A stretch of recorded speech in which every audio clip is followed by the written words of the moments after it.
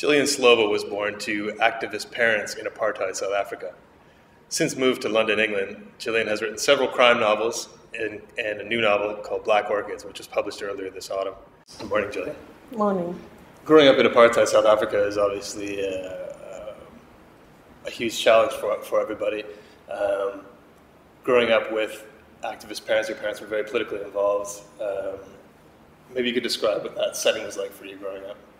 Well, I spent my first 12 years in South Africa, and I lived a schizophrenic kind of existence. In one sense, I lived an ordinary white life. I went to a whites-only school because that's all you could do. I was ferried to and fro by car. And I seemed to be like any other white kid, except the fact that my parents were so politically involved meant that also at home I had a completely different environment. I had an environment where black people would come not just to wash the dishes or make the beds, which is what most white South Africans had, but as friends of my parents.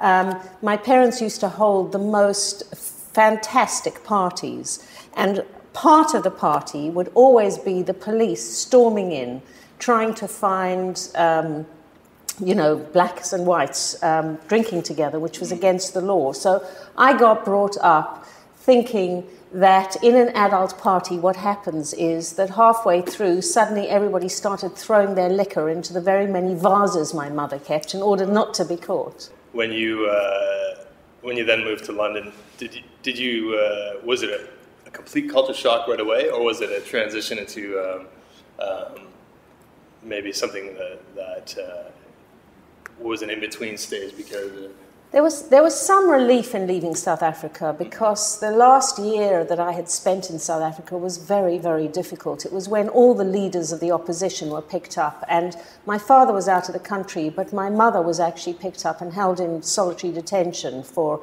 117 days. So my vision of what had happened is that everybody had disappeared out of my life. My father disappeared, my mother was in prison, my grandma was continually going between prison and home, and my grandfather also disappeared. And the first thing I knew that he had gone was I saw a wanted advert in the papers. So there was a tremendous relief of getting to England. But at the same time, I was a voracious reader as a kid. We didn't have television in South Africa then. And what I'd read about England was the English classics, Jane Austen and Charles Dickens, and I expected there to be carriages rolling across cobbled streets, and it didn't look like that at all. So you're expecting the pastoral, I was expecting good oldie England, and what I got was modern London. So what was modern London then? Because this book is set in I guess London before that period, but London in the 50s. Now what did that transition to moving into modern London influence what you wrote in this book? Because the tale is an interracial marriage brought from Ceylon to London.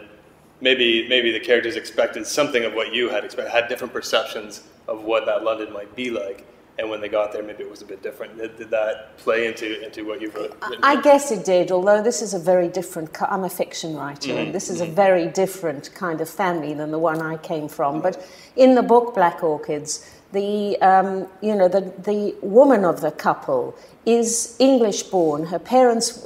English in family. Her parents were born in in England, but she had never been there. Right. But she comes to an England that she expects is going to recognize her as one of them. But in fact, she comes from such a different culture that what she discovers is this isn't the fantasy of the England that she expected.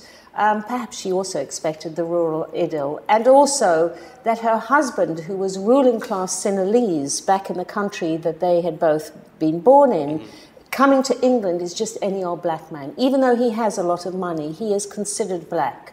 So it's that shock of transition. I guess I drew in a way on the emotions of the shock of my transition, but it is also a different story. Sure.